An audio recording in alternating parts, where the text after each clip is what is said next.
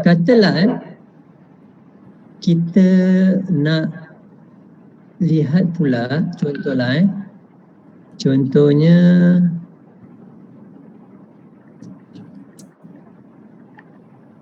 saya nak tengok data Selayang.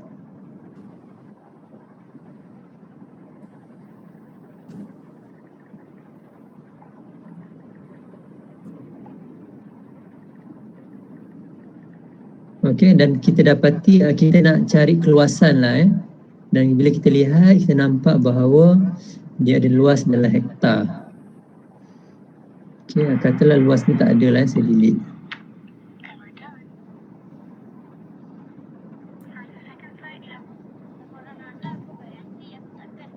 Okey, so kita ada luas dalam hektar. So katalah kita nak cari maklumat dan kita nak maklumat dalam keluasan dalam unit ekar. So bila kita dah tengok, kita semak, kita tak ada lah data luas dalam unit ekar. So maka kita kena tambah lah, betul? Kena tambah maklumat tersebut, setuju?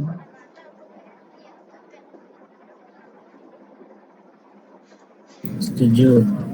So jadi apa yang kita boleh buat, kita akan add satu lagi field dan kita akan tulis di sini luas ekar dan kita pun tambahlah kat sini.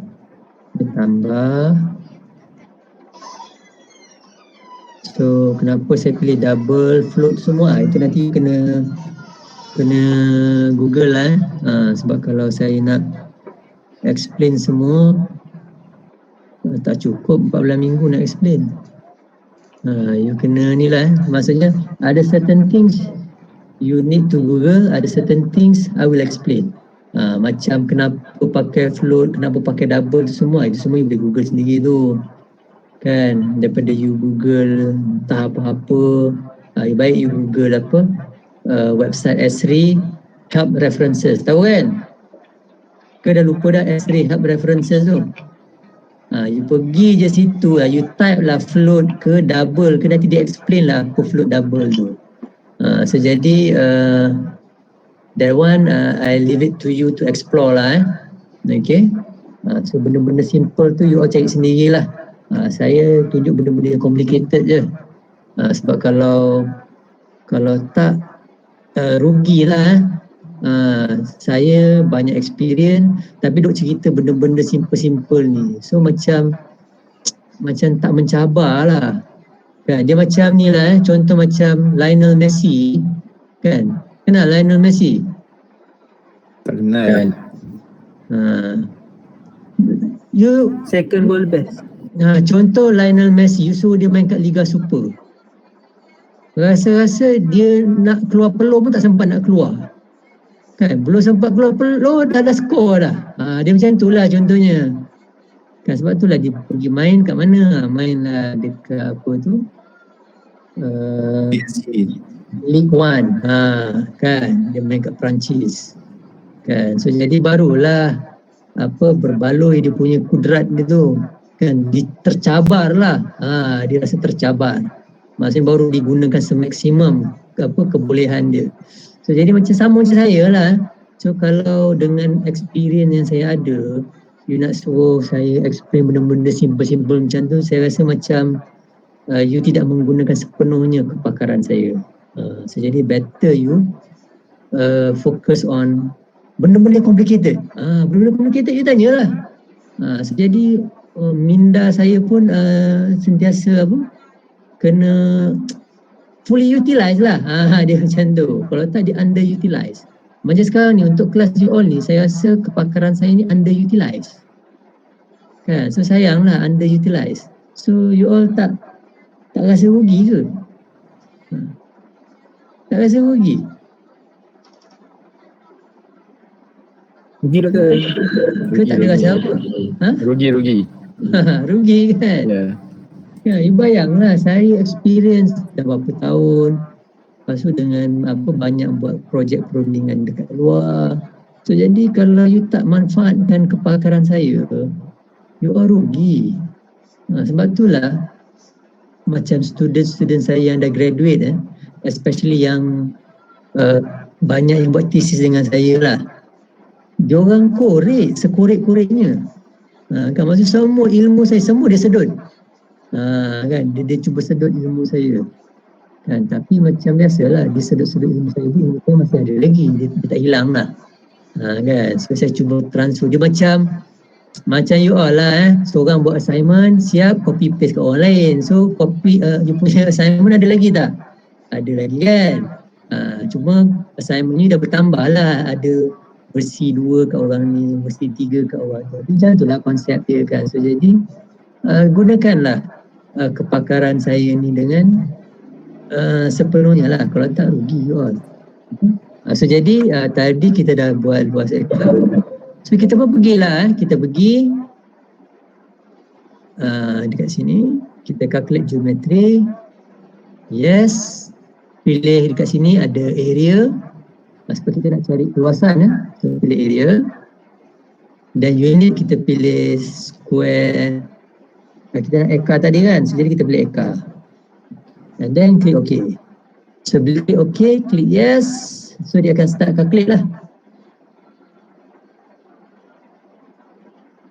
So dia akan calculate, so, bila dah calculate, so result pun akan keluar. So you akan perasan nanti di hujung sini, semua luas eka ni akan diisi dengan nombor-nombor result computation tadilah. Okay. So nanti akan perhatikan, you will notice ada luas eka di hujung sini.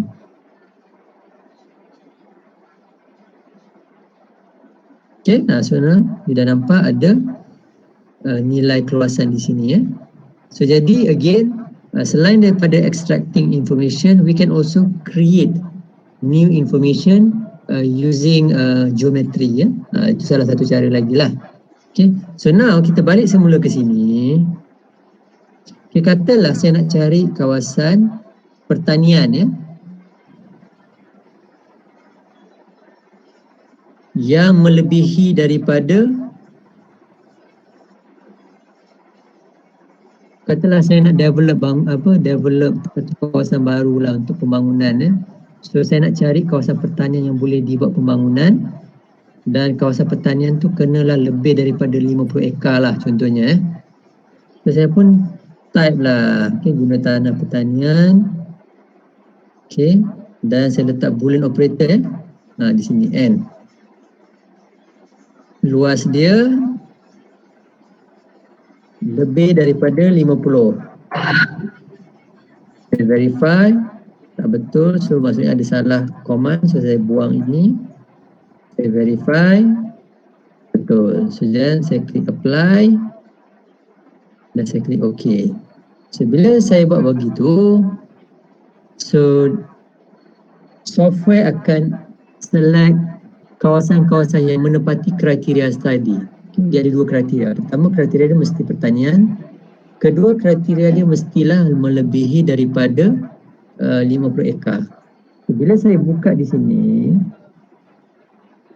dan bila saya klik kepada show selected records, kita boleh nampak di sini bahawa semua pertanian, betul? Dan di sini pula luas semuanya adalah melebihi daripada 50, betul? Betul.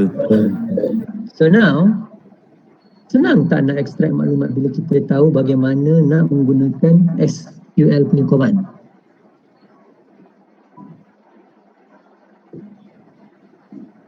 Senang ke susah? Senang. So, maksudnya di sini, you imagine you ada 138,000 lot dan ada 63 lot yang menepati kriteria tersebut. Okay? Itu kalau kita menggunakan so perhatikan lagi sekali So di sini ada 2 kriteria Pertama, kriteria dia adalah pertanian. Kriteria kedua adalah luasan dia lebih 50. So bila kita ada kriteria pertama, kita ada kriteria kedua, kita perlu ada penghubung di sini. Okay? Penghubung di sini kita panggil dia sebagai boolean operator. So in a technical terms, we call it a Boolean operator. Dan normally Boolean operator adalah di sebelah sini. Yang like, and, or, not ni semua adalah Boolean operator. Tetapi in practice, kebiasaannya the most commonly used Boolean operator adalah and atau or. Okay. So apa beza dia? So bila contohnya kalau saya ganti dengan or, saya klik apply, klik OK, saya klik attribute table dan saya pilih guna tanah. So apa perbezaan yang you boleh perhatikan bila saya tukar daripada and kepada or? And untuk guna tanah pertanian je tadi. Yang O tu guna tanah pertanian dengan guna tanah yang melebihi 50 ekar sekali. Betul tu? Macam mana? And yang untuk N tadi hanya untuk pertanian. Okay. Yang O pula guna tanah pertanian dengan guna tanah yang 50 ekar sekali. Dia kurang tepat lah, dia kurang tepat. Dia kurang tepat. Tetapi okay, dia macam ni lah kita lihat dulu apa yang ada di sini. So apa yang you boleh perhatikan berdasarkan keputusan yang kita nampak di sini? Apa yang you perhatikan? Hutan. So kita ada nampak selain pertanian, betul? Hutan.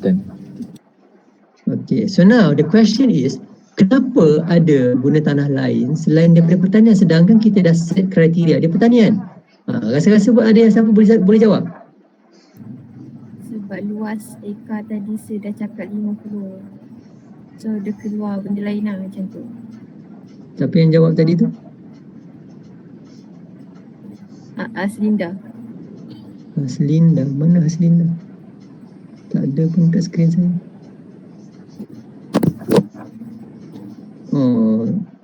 Saya nampak backdrop saja. Orangnya dia macam invisible woman.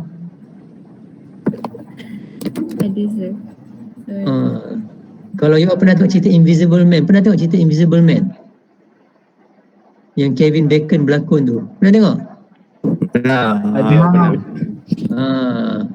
So Hazlina ni invisible woman. You better watch out lah, nanti kan tiba-tiba kat kafe you nak beli makan, tiba-tiba ada orang pegang daripada belakang tapi tak ada orang. Hazlinda lah tu orang dia. Dia dah jadi invisible. Dia semenjak COVID melanda tahun 2020 dia dah jadi invisible woman. Kan. So jadi betul lah tu. Betul lah apa yang dia cakap tadi. Maksud dia kenapa ada contoh macam ni kita letak kriteria pertanian tapi boleh pula dia keluar pengangkutan. Sebab apa? Jawapan dia adalah sebab keluasan dia adalah lebih daripada 50. Nampak tak?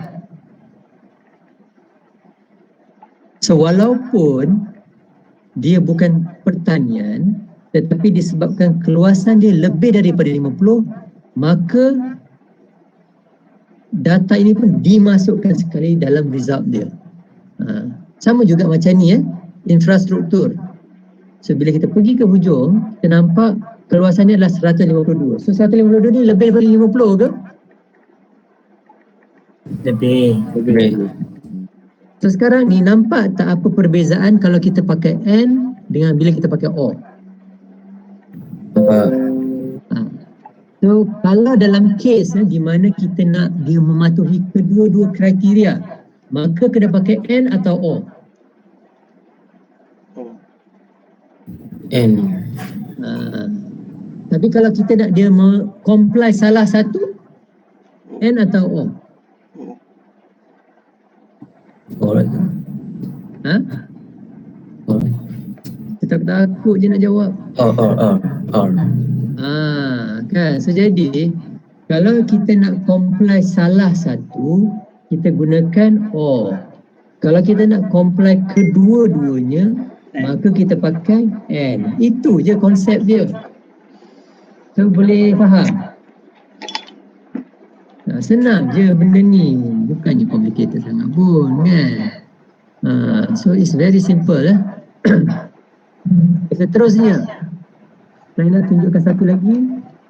So, ini adalah data asal So now let's say if we change this one, kita apply simbol kita pergi properties, kita go simbology, pergi ke kategori, kita cari guna tanah dan kita add all values, klik apply, klik OK dan keluar warna dan warna ni juga kita boleh tukar dengan warna coding daripada manual guna tanah GIS So contohnya kita boleh klik kat sini, kita boleh tukar warna ikut kod RGB yang ditetapkan di dalam manual guna tanah lah So itu later on lah, itu nanti you buat kemudian lah. Okay. So sekarang ni bila kita ada data yang sebegini, boleh tak kita interpret data ni sekarang? Boleh. Berbanding sebelum ni. Boleh. Sebelum ni dengan sekarang, mana better? Sekarang. Dah So nampak kenapa dia sekarang punya better? Sebab nampak dia punya zone-zone tu. So kita dah nampak zoning dia kan. So kita nampak zoning petani kat mana, hutan kat mana, industri kat mana. So jadi penggunaan simbol memudahkan interpretasi data. Okay. So this one is on interpretation part. Tetapi untuk analysis part, so this is where we extract yang saya tunjukkan tadi. Kita pakai SQL. Kita extract data ni bergantung kepada keperluan analisis kita. So what to extract is depend kepada apa yang you nak buat. Okay, so basically untuk hari ni the learning outcome yang you sepatutnya capai basically ada dua perkara yang paling utama lah. Pertama, understanding what to extract. Kedua, understanding how to extract. Maksudnya how to pakai SQL tadilah. Okay, what to extract maksudnya bila you baca dia punya case study, you tahulah nak extract sekolah ke, nak extract industri ke, nak extract housing ke, apa ke you boleh define from the case study. Okay, so based on these two learning outcomes so ada sesiapa di sini yang masih belum capai? Sebab kalau tak capai ni masalah ni. Sebab saya pun dah lupa dah hari tu siapa yang isi entrance survey, dia jawab semua dia dah tahu dah. Ada. Dia macam you all lah dia you bayangkan sekarang ni dekat cinema tengah movie apa? Internals. You bayangkan sebelum you masuk wayang, panggung wayang tu, you dah tahu tengok cerita internal. Bila you keluar je daripada wayang tu, you tu tak tahu pasal cerita internal tu. Boleh imagine tak? Dia umpama macam tu lah, maksudnya ikut kebiasaan manusia normal bila masuk wayang, kita tak tahu cerita internal. Bila kita keluar daripada wayang tersebut, kita dah tahu cerita dia tentang apa. Betul? Betul. So, ada tak di sini yang you all masuk wayang, you dah tahu cerita internal? Lepas dah tengok tu, you dah tak tahu apa cerita tu pasal apa? Ada? Ada kalau tertidur. Ada. Kalau you ada macam tu, masalah tu. Takut side effect tu. You all ni takut side effect apa ODL terlalu lama. Kan? Dia mula-mula faham, bila keluar jadi tak faham. Kan? So jadi in this class today, so semua dah faham ke? Maksudnya sebelum start kelas, boleh saya kata yang semua orang tak tahu how to extract data. Boleh. Setuju? Boleh tak kalau saya katakan? Betul. Setuju. Dan sekarang ni selepas saya dah tunjukkan, boleh tak saya katakan bahawa semua orang dah tahu macam mana nak extract data? tahu apa yang perlu dibuat lah, tahu. So maksudnya sebelum masuk kelas waktu mula tadi, Tak tahu knowledge apa. you zero. So sekarang knowledge you mungkin kalau bukan 5 pun mungkin 1 ataupun separuh lah. Dua. Okay. So itu yang sepatutnya berlaku lah, daripada zero dia naik. Dia bukannya masuk kelas 5 dia dah tahu. Habis kelas dia terus semua dah tak tahu dah. Itu pelik. Okay. Alright, so any questions? Kalau tak ada soalan, then I think we can stop here. Tak ada tu. Any question before we stop our session for today? In case kalau ada yang masih kurang jelas, ada yang nak bertanya.